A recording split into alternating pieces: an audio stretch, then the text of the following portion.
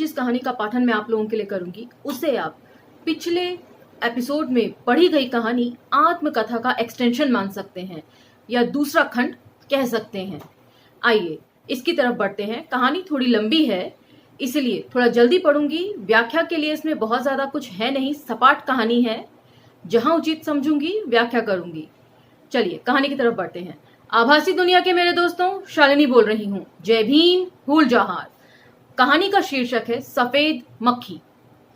Professor doctor Khanolkar जी के घर जाना जैसे रिवाज बनता जा रहा था। खानोलकर सर हमें मराठी पढ़ाते थे। जब वे पढ़ाते तब सारी कक्षा तल्लीन होकर सुनती। मैं खानोलकर जी का छात्र था, फिर भी मेरी उनसे कोई खास जान पहचान नहीं थी। 6 दिसंबर को हॉस्टल पर सर जी का भाषण रखा था। कार्यक्रम का आयोजन मैंने ही किया था। मैं हॉस्टल के छात्र संगठन का अध्यक्ष था। बाबा साहब अम्बेडकर स्मृति दिवस के उपलक्ष्य में खानोलकर सर प्रधान अतिथि के रूप में पधारे थे। कार्यक्रम सफल रहा। सर जी को घर से लाने और पहुंचाने के लिए मैं ही रिक्शा लेकर आया था। दोनों वक्त सर जी के साथ चाय पान हुआ। सर जी की कन्या अर्पणा मेरी कक्षा में ही पढ़ रही थी। उसी ने मुझे चाय दे दी। हॉस्टल के छात्रों का कॉलेज में आतंक था। हम सब हमसे डरे डरे से रहते थे। हॉस्टल के छात्रों को गुंडे माना जाता था। प्राध्यापक को पलटकर जवाब देते थे। दरअसल हॉस्टल के छात्र देहातों से आए गरीब घर के लड़के थे। मैं सोचा करता था कि ये इतने उदंड कैसे हो जाते हैं। तो हॉस्टल में जो लोग होते थे वे वही लोग होते थे जो देहातों से पढ़ने के लिए आया करते थे और उन्हें गुंडे की कैटेगरी में रखा जाता था क्योंकि सभ्य समाज उन्हें स्वीकार करने को तैयार नहीं था और अपनी हर जगह अस्वीकार्यता से वे उदंड हो चले थे। जवाब देते थे पलटकर सभ्य समाज में। उन्हें अनकल्चर्ड का टैग दे दिया था जिससे वे परेशान रहते थे। हमारी उदंडता का शास्त्र क्या होगा? आखिर वो क्या वजह थी? अब ये बता रहे हैं। हमारा बचपन कई रूपों में कुचला हुआ। गांव के बाहर बस्ती, 2 जून की रोटी के लिए मोहताज हमारा घर, स्कूल में एक अलग कोना, गांव में गांव वालों की दहशत, सिर ऊपर उठाकर चलना मुश्किल, जाति व्यवस्था की पक्की हदबंदी। कोई जानवर भी गांव में चौकड़ी भरकर दौड़ सकता था, लेकिन हम सड़क के किनारे किनारे अपनी परछाई को बचाते हुए। पता ही नहीं चला कि गांव की दहशत में हमारा बचपन कब बीत गया। तो ये है वो कारण। कब तक दबे कुचले रहेंगे आप लोग? आज हम जवान हो गए हैं। आसपास के कई देहातों से शहर आ गए हैं। स्कूलों कॉलेजों के छात्रावासों में पहुंच गए हैं। छात्रावासों के कमरों में आसमान को हिला देने वाला तूफान फट पड़ने के इंतजार में है। कब तक इस तूफान को रोकेंगे? कितने बांध बनाएंगे? कहां कहां घेराबंदी करेंगे? एक कमरे में हमारी संदूकों में छिपा हमारा बचपन, तिलचट्टे की नाई। मैं संदूक पर बैठ जाता हूँ। दूसरा चिल्लाता है, संदूक पर मत बैठ रे। मैं नीचे बैठ जाता हूँ। जबान पर भीम गीत आ जाता है। मैं ऊंची आवाज में गाने लगता हूँ। सारे रूम पार्टनर कोरस में गाना गाने लगते हैं। कोई टेबल पर ही बाजे की संगत देने लगता है, कोई संदूक पीटने लगता है। कमरे में गाना गूंज उठता है। केशव की खिड़की से बाहर एक लड़की गुजरती हुई दिखाई देती है। वह सीटी बजाता है और गाना बेरंग हो जाता है। इस मानसिकता को समझना जरूरी है। लड़की को देखकर वे सीटी मारते हैं। जैसा कि लेखकीय भूमिका में राजेंद्र यादव जी ने स्पष्ट तौर पर कहा है कि ये कैसी मानसिकता है। लड़कियों की इज्जत करना आपको नहीं आता है, चाहे वे सवर्ण हों, चाहे वे दलित समाज से आए हुए पुरुष हों। तो ये बात कितनी उचित है, चाहे वे कोई भी करे। मेरी नजर में तो ये हमेशा गलत ही है। एक लड़की महज एक ऑब्जेक्ट नहीं होती जिसे आप जब चाहें अपनी मर्जी से कुचलने के लिए आमादा रहें। हम सब खिड़की पर पहुंच जाते हैं।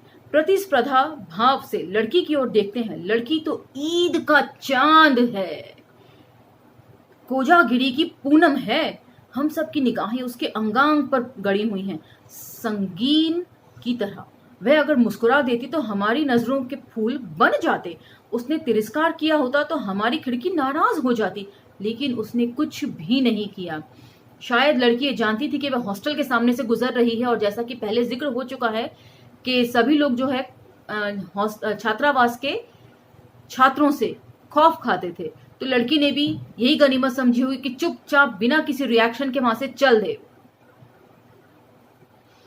वह धीरे बहने वाले प्रभाव की तरह बहती हुई चली गई। हम उसकी ओर तब तक देखते रहे जब तक आंखों से ओझल नहीं हुई। ये वैसे इंसिडेंस है जो मैं डे टू डे लाइफ में इसको देखती हूँ, वो मैं यहाँ पर कोट करना चाहूंगी। बाहर कॉलेज कैंपस में रहते हैं, कॉलेज में तरह तरह के खूबसूरत चेहरे देखने को मिलते हैं। जब ये लड़कियां रिक्शे पर बैठती हैं, रिक्शे वालों की निगाहें भी अजीब तरीके से इन्हें घूरती हैं, तो ये बहुत अटपटा लगता है। कई बार बड़े असमंजस की स्थिति पैदा हो जाती है लड़कियों के लिए। इस तरह की हरकत को मैं जायज नहीं ठहराती। ये एक मंच है जहां से मुझे लगता है अपनी इस बात को मैं रख सकती हूँ कि स्त्रियों का सम्मान सबको करना है। हम तब तो बहुत दुखी होते हैं जब हमारी बहन बेटियों के साथ बुरी हरकतें होती हैं, लेकिन उस वक्त हमें क्या हो जाता है जब यही भाव हमारे अपने अंदर पनपते हैं। इसके ऊपर विचार कीजिएगा, हो सके तो इन आदतों से तौबा कीजिए।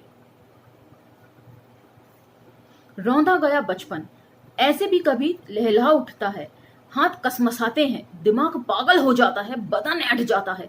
हम मनुष्य नहीं हैं, मनुष्य के अलावा सब कुछ हैं, पशु, पाषाण, झाड़, पत्ती वगैरह। बदन में एक ऐसा तूफान उमड़ने लगता है, जुल्म की बिजलियां कड़कने लगती हैं। हम मौत को लांघ कर जीना शुरू कर देते हैं, डर को जूते की तरह निकाल कर रख देते हैं जिंदगी के दरवाजे के बाहर। एक बार खानोलकर सर की लड़की को हमारे हॉस्टल के लड़कों ने छेड़ा था। सर हॉस्टल के लड़कों की मर्जी संभालते रहते हैं। शायद उनकी सभ्यता हॉस्टल से खौफ खाती होगी। मतलब सर ने इस मामले में कुछ कहना उचित नहीं समझा, जबकि वे उसी कॉलेज में पढ़ाते हैं जिस कॉलेज के छात्रावास में रह रहे लड़कों ने उनकी बेटी को छेड़ा है। फिर भी उनमें यह हिम्मत नहीं, या वे उलझना जरूरी नहीं समझते कहीं भी। तो औरतों का मान सम्मान किसी समाज में है कि नहीं? शायद इसी खौफ से मुक्त होने के लिए वे बार बार मुझे अपने घर बुलाते होंगे। मैं भी उनके घर जाता हूँ, उनसे पढ़ने के लिए किताबें ले आता हूँ, क्योंकि पहले ही कह दिया है कि छात्रावास का ये हमारा जो नायक है, ये अध्यक्ष है। जब मैं बोलता हूँ तो सर जी की समाधि लग जाती है। मेरी जिंदगी की यादें चिमगादड़ की तरह सर के दीवान खाने में दौड़ती हैं। उनमें से एक उनके देवघर में घुस जाती है, एक किचन में सर जी की पत्नी के पास। 50 पार की आयु में भी सर जी की पत्नी कैसी तरोताजा दिखाई देती है। मुझे यहाँ पर अनायास ही जूठन में ओम प्रकाश वाल्मीकि जी का मिसेस कुलकर्णी के लिए किया गया बयान याद आ जाता है कि जब मिसेस कुलकर्णी उनके शरीर को दिवाली के मौके पर उबटन लगा रही होती हैं, तो उन्हें अनायास ही उनके कोमल हाथों से तुलना अपनी माँ की खुरदरे हाथों से करने लगते हैं। तो वही यहाँ पर भी है कि समय अभाव और अभावों की जिंदगी ने उनके हाथों को बहुत खुरदरा बना दिया है। सर जी की कन्या अपर्णा चाय ले आती है, उसके खुले बाल मेरे बदन पर उतर आते हैं बिदाती परिंदों जैसे। मेरी आवाज की दाहकता को सर जी रसिकता से ग्रहण करते हैं, अत्यधिक रुचि से, क्योंकि आगे उस रुचि का क्या वो करने वाले हैं वे भी लिखा है। मैं अपनी आप बीती कहता हूँ, सर जी मुझे प्रोत्साहित करते हैं। मैं कहने लगता हूँ, सर जी कहते हैं, अरे आजकल हम सफेद पोश लोगों के अनुभवों की कोई औकात नहीं है। एक जमाना था जब कल्पना प्रसूत साहित्य रचना खूब पसंद की जाती थी। आज लोगों का तकाजा यथार्थ के लिए है। इससे आप स्वयं ही अंदाजा लगा सकते हैं कि पहले लिखा गया जितना भी वेद, पुराण, शास्त्र, कहानियां हैं, वे कितनी कल्पना शक्ति के दम पर लिखी गई हैं। झूठी कहानियां हैं, झूठा गौरव है। और दलित साहित्य जो है वो ठोस यथार्थ का धरातल प्रस्तुत करता है। दलितों के अनुभव की बहुत कीमत है। दलित साहित्य की रचना करने के लिए लेखक होने की कोई आवश्यकता नहीं। मतलब जो जो आपके साथ घटा उसको लिख दीजिए, बस बन गए आप लेखक। जबकि लेखक सिर्फ ये कल्पना शक्ति से लिखे गए सौंदर्य को ही समझ रहे हैं जो पुराने जमाने में लिखी जाती थी। तुम बस अपने अनुभव जैसे हैं वैसे लिख डालो, बड़ा मजा आ जाएगा। तुम्हारी किताब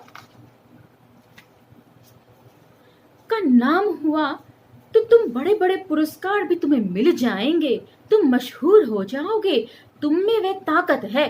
सर मुझे गढ़ रहे थे और मैं गढ़ता जा रहा था। ये मुझे काफी व्यंग्यात्मक शैली लग रही है, क्योंकि आगे जो इसका क्लाइमेक्स है उसको पढ़ने के बाद तो ये शैली घोर व्यंग्यात्मक लग रही है कि सर गढ़ रहे थे मतलब मुझे बना रहे थे और मैं बेवकूफ बनता जा रहा था सर के कहने पर। सर जी की सिफारिश के कारण दैनिक केसरी के रविवारसीय संस्करण में मेरी 2 कहानियां छप गईं। मैं लिखने लगा, प्रतियोगिताओं में भाग लेने लगा, दैनिक पत्रिकाओं के लिए कहानियां भेजने लगा। कहानियां प्रकाशित नहीं होती थी, धन्यवाद लौटा दी जाती थी।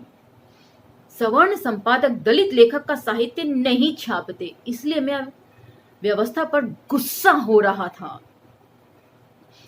इसलिए बार बार डॉक्टर अंबेडकर ने इस बात पर जोर दिया है कि अपने अखबार होने चाहिए, अपने स्कूल कॉलेज खोले जाने चाहिए। लगातार वे इस चीज को बोलते रहे, लेकिन इतने सालों बाद भी, तकरीबन देश को आजाद हुए 80 साल होने जा रहे हैं और हमने इस गुलामी से और गुलामी के बाद मिली आजादी से कुछ भी नहीं सीखा। हम जहां थे वहीं खड़े हैं, ना कोई विश्वविद्यालय, ना कोई कॉलेज, ना कोई स्कूल जहां हमारे अपने बच्चों को हम तालीम दे सकें बेहतर तरीके से, बेहतर इंसान बनाने की। सर जी मेरी बातें सुन लेते, पढ़ लेते, कुछ सुझाव देते, इसलिए मैं उनके पास बार बार जाने लगा। सर जी की पत्नी मुझे साग सब्जी लाने भेजने लगी, वे मुझे डाक डालने के लिए कहते, अपर्णा मुझे लॉन्ड्री भेजने लगी। मैं बड़ी खुशी से उनके घर के काम करता था। मेरे मन में एक ही लोभ था कि सर जी की पहचान से अपनी किताब निकलेगी, अपनी पहली किताब मैं सर जी को समर्पित करूंगा। मन ही मन मैंने इस बात का निश्चय कर लिया था।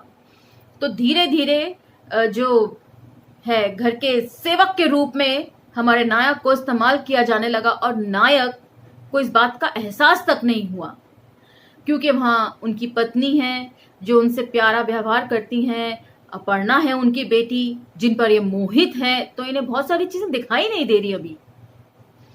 सर जी सुन लेते, मैं बोला करता, मरे जानवर की खाल उतारने की तरह मैं अपनी जिंदगी को छील कर रख देता। सर जी मैं एक वैश्या का बेटा हूं, उसने अपने शरीर को बेचकर मुझे पढ़ाया। सर जी जब माँ के पास कोई ग्राहक आ जाता तो हम बड़े खुश होते थे, क्योंकि तब हमें खाने को मिल जाता। दलित स्त्रियां ही वेश्या क्यों बन जाती हैं सर जी? ये शब्द पढ़कर मैं आपको बता नहीं सकती, मेरा रोआ रोआ कांप रहा है कि ये कैसी विडंबना है कि मतलब बच्चे, जब माँ के पास कोई ग्राहक आता है तो बच्चों को खुशी मिलती है। वेश्यावृत्ति करने के लिए वो शापित है स्त्री कि वे वेश्यावृत्ति में लीन रहेगी तो उसके बच्चों को 2 जून का खाना मिलेगा। किस तरह की विडंबना है ये? मेरा गला भर आता और मैं रुक जाता। सर जी कहा करते, बोलते रहो, खुलकर बताओ, खुलकर बोलते जाओ। सर जी पुरुष का शिशन महापाप है, स्त्री की योनि महापुण्य है। मुआफ कीजिए सर जी, मैं आपके घर में अश्लील बात कर रहा हूँ, लेकिन हमारी बस्ती में ऐसे ही शब्द चलते हैं। पंडित को जैसे सत्यनारायण की पोथी याद रहती है, वैसे ही हमें यह शब्द याद रहते हैं। कोई क्या कर सकता है? मतलब आसपास का माहौल ही इतना गंदगी भरा होता है, इतना अश्लील होता है कि बच्चे उसी में पलते बढ़ते हैं और उनकी जो सोच है वही उनके ऊपर हावी होती रहती है और आपराधिक प्रवृत्ति ऐसे ही लोग ज्यादा करते हैं। वैसे तो ये कहना गलत है, क्योंकि व्हाइट कॉलर जॉब में जितने अपराधी होते हैं उतना शायद कहीं और नहीं होते। दूसरे की हकमारी करना क्या किसी अपराध से कम है? सर जी सुनते हुए प्रसाद दान के ओंकार की तरह बोल देते, अजी सुनती हो, 2 कप चाय तो बनाना। मैं अपना अहोभाग्य समझता। रूम में जाता हूं तो रात का भोजन खत्म, सिर्फ चाय का सहारा। सर जी कहते, तुम आते रहा करो बीच बीच में, बहुत अच्छा लगता है, तुम बहुत अच्छा बोल लेते हो। हमारे लिए कोई अड़चन नहीं है। शाम को 4-5 बजे का समय सुविधाजनक होगा। मैं कहीं बाहर नहीं जाता। सर जी की आवाज मंदिर के गर्भगृह की तरह गहरी बन जाती है। सर की मुद्रा धीर गंभीर। सहसा उनकी नकली दंतावली गिर पड़ती है। अरे मेरे दांत गिर गए, कहते हुए वे खींच उठते हैं। गिरे दांत उठाकर जेब के हवाले कर देते हैं। दांतों के बिना सर जी का चेहरा काफी बूढ़ा लगने लगता है। मैं सर जी से विदा ले लेता हूँ। अगले महीने में सर जी रिटायर होने वाले हैं। सर जी अच्छे थे, अच्छा पढ़ाते थे। मैं हॉस्टल जाता हूँ। मेरे रूम पार्टनर आखिरी शो देखने गए हैं, वे देर रात को आ जाएंगे। मैं कॉलेज रोड की ओर निकल जाता हूँ। नाइट कॉलेज के लड़के लड़कियां घूम रहे हैं। बिजली के खंबे के सहारे एक लड़की एक लड़के से चिपक कर कानाफूसी कर रही है। मैं जोश में आ जाता हूँ। इस साले को ठोकर मारकर मुझे इस लड़की के साथ बात करनी चाहिए, लेकिन नहीं हो सकता। अपनी गरीबी की वजह से कोई हमसे प्यार नहीं करता। मुझे गरीबी पर बेहद गुस्सा आता है। लगता है झोपड़ों में आग लगा दी जाए। मुझे अपने माँ बाप पर शर्म आती है। बदन के कपड़े फाड़कर फेंक देने को जी चाहता है। मुझे अपने माँ बाप का रूप, संस्कार और गरीबी ही विरासत में मिल गई है। मतलब जैसे परिवेश में पले हैं वैसे ही ये बने हैं, वरना ऐसी बात नहीं है। डॉक्टर अंबेडकर ने अपनी परिस्थितियों से लड़ झगड़ कर उन्हें बदला, अपनी सोच बदली। तो ये कहना बिल्कुल गलत है कि आपको परिस्थितियां ऐसी मिली। यदि आप में हिम्मत है, हौसला है, तो आप अपनी परिस्थितियों को बदल भी सकते हैं, चाहे आप किसी भी परिवेश से आते हो। मैं रूम पर लौट आता हूँ। रात में मैं और रूम पार्टनर साथ में बैठकर चर्चा करते हैं। सिनेमा अच्छा था, तुम्हें आना चाहिए था, केशव ने मुझे आजमाते हुए कहा। मैंने प्रस्ताव रखा। सर जी अगले महीने में रिटायर हो रहे हैं, उन्हें कुछ प्रेजेंट देना चाहिए। तुरंत राहुल का सुझाव आता है। सर को अंबेडकर जी की तस्वीर दे देंगे, समझौते के सुर में केशव ने कहा। अंबेडकर जी की तस्वीर देने पर उन्हें उसे घर में रखना होगा, नहीं तो बाबा साहब का अपमान होगा। इससे तो अच्छा है कि कोई दूसरी चीज दे दो। काफी बहस छिड़ जाती है। राहुल अपनी बात पर दृढ़ रहता है। अंततः बाबा साहब की तस्वीर देने की बात को सब स्वीकार करते हैं और हम सो जाते हैं। सर जी रिटायर हो जाते हैं। हम एक समारोह में उन्हें बाबा साहब की तस्वीर भेंट करते हैं, जबकि लड़कों का, हमारे नायक के दोस्तों का ये सुझाव था कि वे इसको लगाएंगे नहीं तो इससे बाबा साहब का अपमान होगा। फिर भी ये सुझाव पास हो जाता है कि यही तस्वीर पकड़ाई जाए इन्हें बाबा साहब की। पता नहीं चलता कि बाबा साहब की उस तस्वीर का सर जी ने क्या किया। उनके घर में वे नजर नहीं आती।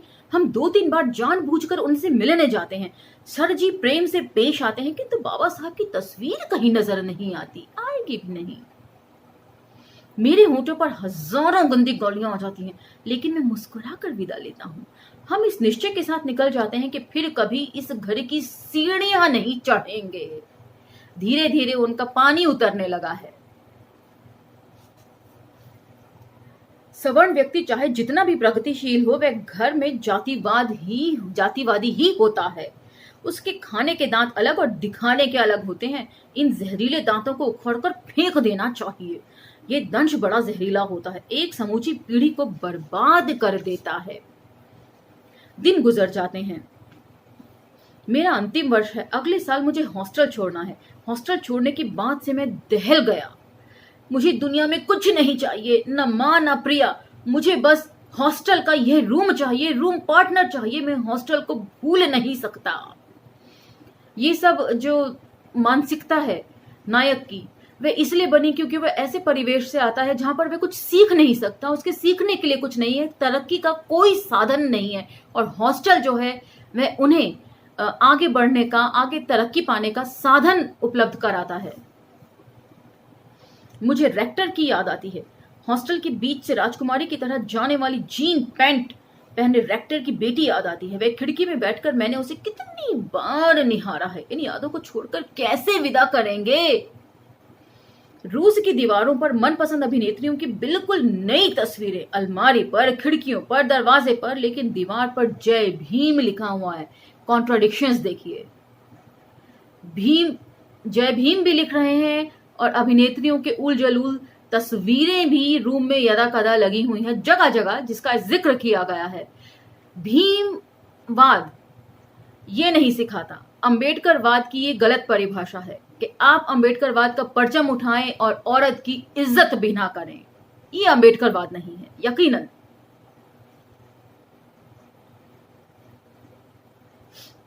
ये रूम मेरी संवेदनाओं का हिस्सा है। वासना और विचार मेरे दो साथी हैं। वासना इसलिए क्योंकि अपनी माँ के साथ जो होते हुए बचपन में देखा, जो इनकी समझ बनी, शायद उससे ये विचार इनके ऊपर हावी हुए होंगे। मैं खानोलकर सर का उपन्यास पढ़ता हूँ। सर जी ने मुझे पहली मुलाकात में ही भेंट दिया था। हॉस्टल के छात्रों का नेता था, इसीलिए मैंने इस उपन्यास को कई बार पढ़ा है। सर जी युवकों की प्रणय भावना पर कितनी सहजता से लिख देते हैं। यही वो कल्पना शक्ति है। नायक नायक का प्रेमालाप लिखना, इसमें कौन सी कल्पना शक्ति की बात है। सर जी कहा करते हैं, मुझे दलितों के जीवन पर एक उपन्यास लिखना है। मैंने सर जी को उपन्यास की समीक्षा भी लिख दी। सर जी उसे छपवा भी लाए। हमेशा कहा करते हैं, आज की युवा पीढ़ी को मेरी रचनाएं पसंद आती हैं, बस मुझे और क्या चाहिए। इस बीच सर जी के भाषणों के बारे में कुछ समाचार पत्रों में पढ़ा था। उनके दो एक लेख भी पढ़ने में आए। अपर्णा ने कॉलेज बदल दिया है, उससे भी मुलाकात नहीं हो पाती है। अपर्णा ने कॉलेज बदल दिया है क्योंकि पप्पा रिटायर हो गए हैं और अब उनका इस कॉलेज में और यहाँ के छात्रावास के लड़कों से कोई लेना देना नहीं है, नायक से भी नहीं है। उससे भी मुलाकात नहीं हो पाती है। सर जी ने मेरे बारे में कुछ लोगों से कहा था, वह लड़का हमेशा मेरे पास आता रहता है। हमने कभी उसे हीन नहीं समझा, सिर्फ बाबा साहब की तस्वीर को हमने हीन समझा और इसलिए लगाई नहीं। सुबह केशव ने बताया, आज शाम को खानोलकर सर के उपन्यास का विमोचन समारोह है। उन्होंने दलितों के जीवन पर उपन्यास लिखा है। बहुत दिनों से सर से मिलना नहीं हुआ, उनके घर भी नहीं गए। विमोचन समारोह में हमें जाना चाहिए। मैं और रूम पार्टनर विमोचन समारोह में उपस्थित हो गए। कॉलेज के बहुत से छात्र छात्राएं आए हुए थे। हमारे जाने से पहले ही विमोचन हो चुका था। प्रोफेसर देश पांडे खानोलकर सर के नए उपन्यास पर बोल रहे थे। भाषण में रंगत बढ़ने लगी थी। खानोलकर जी का ये उपन्यास, नया उपन्यास, दरअसल दलित साहित्य का बेहतरीन नमूना है। ये जो कहा जाता है कि सिर्फ दलित ही दलित साहित्य की रचना कर सकते हैं, इस बात को झूठ साबित करने वाली है ये रचना। प्रोफेसर देश पांडे जोश में बोले जा रहे थे। इस उपन्यास के कुछ वाक्यों का मुआयना कीजिए। सर, मैं एक वेश्या का बेटा हूँ। उसने अपना शरीर बेचकर मुझे पढ़ाया। सर, जब माँ के पास कोई ग्राहक आ जाता है तब बड़ी खुशी होती है, क्योंकि तब हमें खाने को मिल जाता है। दलित स्त्रियां वेश्या क्यों होती हैं सर? इन वाक्यों को पढ़ते हुए हम दहल जाते हैं। किसी दलित के लिए भी इतना प्रभावपूर्ण लिखना संभव नहीं होगा। ये प्रोफेसर देश पांडे बोल रहे हैं समीक्षा के तौर पर किताब की। मैं सुन्न रह जाता हूं। सर के उपन्यासों में वाक्य तो मेरे हैं। मैंने सर जी को कहानी पढ़ने के लिए तो दे दी थी, उन्हें पसंद भी आई थी। बोले थे, हम इस कहानी को किसी अच्छी जगह प्रकाशित करेंगे। इस वर्ष के दिवाली विशेषांक के लिए दी जा सकती है। इसे मेरे पास रहने दो, मैं संपादक के पास भेज दूंगा। मैंने स्वीकार कर लिया। मेरी कहानी कभी छपी नहीं। सर ने मेरी कहानी को उपन्यास बना दिया था, पात्रों के नाम बदल दिए थे। सर जी बोलने के लिए खड़े हो गए थे। कईयों ने उनके पास पर्चियां भेजी थी। मैंने भी एक पर्ची भेजी थी। आपको ये उपन्यास लिखने की प्रेरणा कहां से मिली? सबकी चिट्ठियों को देखकर सर बोलने लगे, मेरे पिताजी बहुत प्रगतिशील थे। धार्मिक होने के बावजूद दकियानूस नहीं थे। धर्म हमें दकियानूस बनाता है। नोट कीजिए।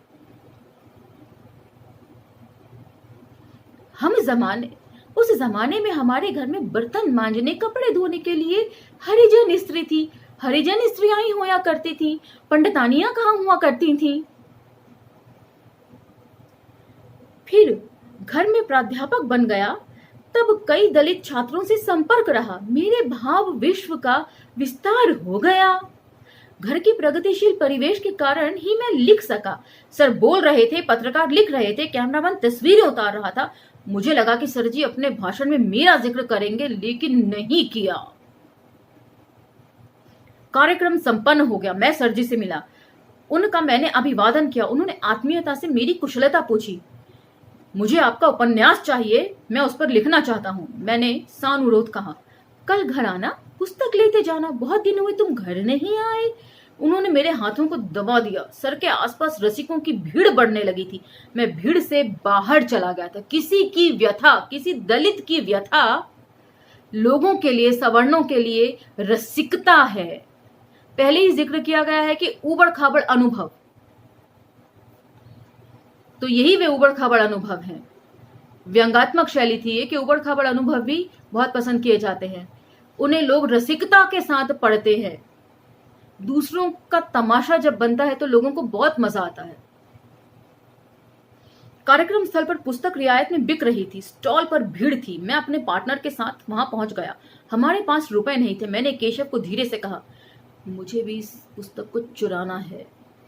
केशव ने पुस्तक को उठा लिया, कमीज के भीतर छिपा दिया और मेरी चिकोटी काट दी। हमारा काम बन गया था। हम बाहर निकल आए, उडुपी के होटल में घुस गए। आधी आधी चाय ली। पैसे नहीं थे, पहले ही जिक्र हो चुका है। इतने कम पैसे कि सिर्फ आधी आधी चाय ही ली जा सकती थी उसमें। पुस्तक को उलट पुलट कर देखा। आंखें अंगारा बनने लगी, कनपटियां तपने लगी। केशव, यह मेरी कहानी है।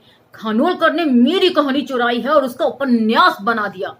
पहली बार मैं सरजी कहने के स्थान पर खानोलकर कह रहा था। संताप के कारण तप्त लोहे जैसा लाल हो गया था। गुस्से से लाल पीला होना जिसे कहते हैं। उसने तुम्हारी कहानी पर हाथ मारा है तो तुम उसकी बेटी को भगा लो। केशव खिलखिलाकर हंस पड़ा। मैं हंस नहीं सका। मैं संजीदा हो गया था। केशव ने सिगरेट सुलगा ली। जब भी इस तरह के व्यंग होते हैं तो औरतों को अनायास ही घसीट लिया जाता है, जो सही नहीं है। तभी मैं कह रहा था कि ये बामन साला दलितों की जिंदगी पर कैसे लिख सकता है। साले ने चोरी की और महान लेखक बन गया। मेरी तो साफ राय है कि हर लेखक चोर होता है। वह लोगों के अनुभवों को चुरा कर लिखता है। केशव ने धुएं के छल्ले कलात्मक ढंग से हवा में छोड़ दिए। दूसरे के अनुभवों को चुरा कर लिखता है। पिछली कहानी आत्मकथा में इस बात का जिक्र था कि कहीं ऐसा नहीं लिखा गया है कि सारे अनुभव अपने हों, कुछ दूसरे के भी लेकर अपने तरीके से बनाकर जोड़कर लिखे जा सकते हैं। तो ऐसी बात कहना शोभा नहीं देता। अरे अब तुम अपना फलसफा रहने दो। मेरे बारे में क्या करने की सोची है? मैंने सवाल किया। रात में पूरी पुस्तक को पढ़ डालो, सुबह सोचेंगे। केशव ने हाथ की सिगरेट को बुझाते हुए कहा। हम सब चल पड़े, हॉस्टल पर आ गए। रात चढ़ चुकी थी। सारा हॉस्टल पढ़ाई में, अंताक्षरी में दंग था। मंदिर में शांतिपूर्वक जलने वाले दीप की तरह हर रूम में रोशनी थी। हर खिड़की में शांति रोशन हो रही थी। हॉस्टल की छत पर कुछ लड़के पढ़ रहे थे। केशव का गेस्ट आया था। वह मिल में काम करता था। बदले में हम उससे सिनेमा देखते, चाय पी लेते। गेस्ट वड़ा पाव लाया था। मुझे अच्छा लगा क्योंकि आज चाय के भरोसे सोना नहीं पड़ेगा। खाने के लिए पेट में कुछ है। भोर के 4 बजे हैं। उपन्यास के कुछ आखिरी पन्ने बचे हैं। सर, पुरुष का शिशन महापाप है, स्त्री की योनि महापुण्य है। मुआफ कीजिएगा सर, मैं आपके घर में अश्लील बातें कर रहा हूं, लेकिन हमारी बस्ती में ऐसे ही शब्द चलते हैं। पंडित को जैसे सत्यनारायण की पोथी याद रहती है, वैसे ही हमें ये शब्द याद रहते हैं। कोई क्या कर सकता है? मैं उपन्यास पढ़ रहा था और बेचैन होता जा रहा था। यह उपन्यास नहीं था, ये तो मेरी जिंदगी थी। मैंने जो कुछ कहा था वे शब्द दह शब्द इस उपन्यास में आया है। बड़ुए ने इतना सब कुछ कैसे याद रखा होगा? शायद उसके पास पॉकेट टेप रिकॉर्डर होगा। माफ कीजिएगा, शब्द दर शब्द पढ़ने की पहली शर्त यही है कि हर शब्द को पढ़ा जाए और बिंदास पढ़ा जाए, भाव सहित पढ़ा जाए। तो मैं सिर्फ ये कोशिश कर रही हूं शब्द दर शब्द इसे पढ़ने की। मैं इन शब्दों की आदी नहीं हूं, मैं पहले भी कह चुकी हूं। हम भी कैसे बावले हैं। इन प्रगतिशीलों के घर जाने पर उनकी बीवी बच्चियों को देखने में खोए रहते हैं कि बनिस्बत पहले ये देख लेना चाहिए कि कहीं टेप रिकॉर्डर तो नहीं चल रहा। मतलब शब्द दर शब्द याद रखना बहुत कठिन है। जो जो बातें बोली जाती होंगी, हो सकता है वे वाकई टेप रिकॉर्डर में रिकॉर्ड होती होंगी, या वाकई खानोलकर जी की बुद्धि इतनी तीक्ष्ण थी कि वे शब्द दर शब्द याद रख सके। मैंने उपन्यास को पूरा पढ़ डाला। मेरे बदन में ज्वर चढ़ चुका था। मैं अपना चेहरा उपन्यास से ढांप कर सो जाता हूँ। मैं सपना देख रहा हूँ। मैंने बेहद पी रखी है, बहुत नशा सा हो गया है और मैं खानोलकर सर के घर में घुस रहा हूँ। मैं जोर जोर से चिल्ला रहा हूँ, यह अर्पणा मेरी है, तुम चोर हो। सर और सर की पत्नी परेशान हो गए हैं। अपर्णा सहमी सी खड़ी है। मैं बहुत कोशिश करता हूँ, मुझे अपर्णा नहीं कहानी कहना है, लेकिन कोशिश के बावजूद कह नहीं पाता। मैं चिल्लाता हूँ, यह अपर्णा मेरी है। सर आकर मुझे पकड़कर घर के बाहर खींचने लगते हैं। मेरा सपना टूट जाता है। केशव ने मेरा हाथ खींचकर मुझे नींद से जगा दिया है। हम सुबह ही खानोलकर जी के घर पहुंच जाते हैं, मैं, केशव और हमारा गेस्ट। हम तीनों। अपर्णा दरवाजा खोल देती है। हमें सुबह सुबह देखकर उसकी मुद्रा के भाव बदल जाते हैं। सर जी से मिलना है, मैं कहता हूं। अपर्णा दरवाजे में ही खड़ी रह जाती है, मतलब ताकि अंदर ना आ सके। सर प्रातः ही धारवाड़ चले गए हैं। रात में फोन था, मेरे चाचा जी को हार्ट अटैक आया है। दरवाजा तो खोल दीजिए, केशव ने ढिठाई से कहा। सर नहीं है, अर्पणा ने कहा। फिर भी हमने दीवान खाने में प्रवेश किया। शायद मैडम जी ने हमें दूर से ही आते हुए देख लिया था और अपर्णा को दरवाजा बंद करने के लिए कहा था। केशव मेरे पीछे चले आओ। मैं और केशव बेडरूम की तरफ दौड़ पड़े। हमारे पीछे मैडम। अरे ये क्या कर रहे हैं आप? हम कुछ सुनने के मूड में नहीं थे, बेडरूम में घुस गए। सर जी समाचार पत्रों में आए पुस्तक के विमोचन समारोह के समाचार पढ़ते हुए लेटे हुए थे। हमें देखकर मुस्कुरा पड़े। ढिठाई की हद देखिए। उठ बैठे। हम झुंझला गए। अरे बैठो बैठो, हमारे घर में कोई छुआछात नहीं है, बैठो यहाँ। हम खड़े ही रहे। चलिए दीवान खाने में बैठते हैं, हमारे साथ एक गेस्ट भी है। सर ने हमारी बात मान ली। हम दीवान खाने में आ गए। अपर्णा झेप गई। पापा को रात में बीपी की बहुत तकलीफ हो गई थी, रात में बेसुध हो गई थी। डॉक्टर ने पूरा आराम करने का मशवरा दिया है, उन्हें ज्यादा बोलने ना दीजिएगा। झूठ पर झूठ। मैं बेकाबू हो गया था, मन के क्रोध को उलट देना चाहता था। डॉक्टर खानोलकर, आपने यह उपन्यास मेरी कहानी के आधार पर लिखा है, इसका नायक मैं हूं, इसके सारे वाक्य मेरे हैं। सर धीर गंभीर। अपर्णा गुस्से से तमतमा रही थी। अरे सर महाराष्ट्र के बड़े लेखक हैं, इन्होंने जिंदगी भर मराठी की सेवा की है, उन्हें कोई मान सम्मान प्राप्त हो गए हैं, तुम उन पर इल्जाम लगा रहे हो। तुम लोगों को घर में आने दिया, यही गलती हो गई। तुम्हारी जगह तो घर के बाहर ही है, सीढ़ियों के पास, समझ गए?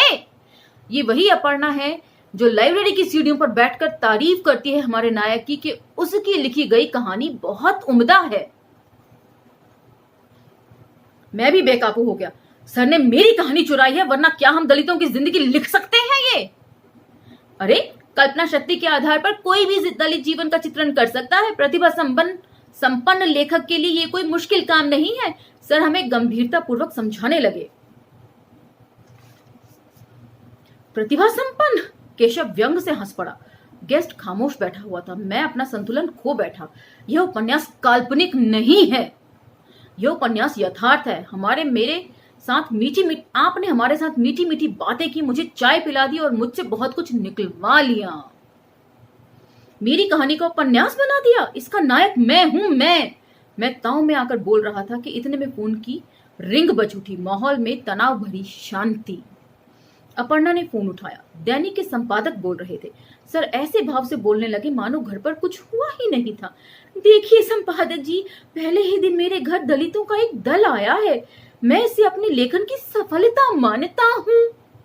हॉस्टल के कुछ छात्र हैं, उन्हें यह उपन्यास बिल्कुल ही काल्पनिक नहीं लगता।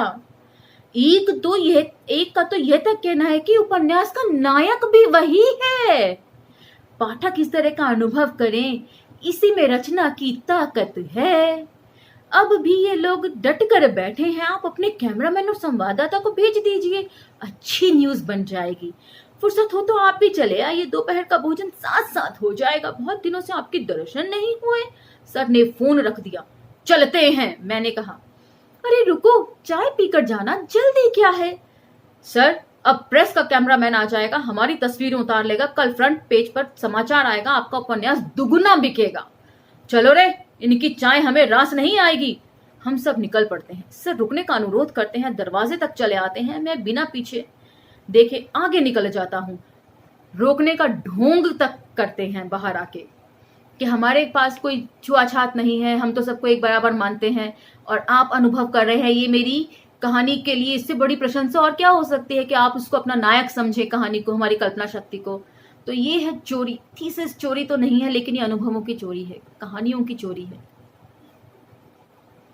ऐसे ही लिखते रहो, तुम्हारे बुत खड़े कर दिए जाएंगे। केशव जाते जाते उद्वेग से बोल जाता है, हाथ जोड़कर दरवाजे पर खड़े हैं बुत की तरह। मैडम उन्हें घर के भीतर खींच रही है, अपर्णा दरवाजा बंद कर रही है।